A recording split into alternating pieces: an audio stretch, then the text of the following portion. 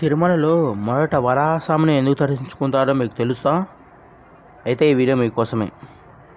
పూర్వం తిరుమలలో వరాహస్వామి కొలువై ఉండేవారు. ఎప్పుడైతే వెంకటేశ్వర స్వామి తిరుమలకు వచ్చారో అప్పుడు వరాహస్వామికి ఒక వరం ఇచ్చారు. మీరు కోనేరు పక్కన గుడిలో కొలువై ఉండండి. మా భక్తులు మొదట మిమ్మల్ని దర్శించుకొని తర్వాత నన్ను దర్శిస్తే వాళ్ళ కోరికలు నెరవేరుతాయని వరం ఇచ్చారు.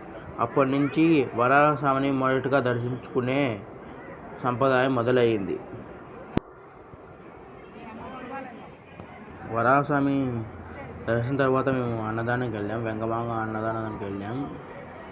అన్నదానం ఐటమ్స్ మాత్రం మన ఇంట్లో కన్నా బాగానే ఉన్నాయి. చాలా బాగా టేస్ట్గా బాగున్నాయి. నాకు ఎక్కువ సాంబార్ అన్నం ఎక్కువ ఇష్టం. ఆ తర్వాత రసం ఇష్టం. ఇక్కడ చేసే బెల్లం అన్నం నా ఫేవరెట్. ఆ తర్వాత భోజనం అయిపోయిన తర్వాత మనం తిరిగి రూమ్స్ వెళ్ళాం. ఈ వీడియో నచ్చినది లైక్, షేర్ అండ్ సబ్స్క్రైబ్ చేయండి.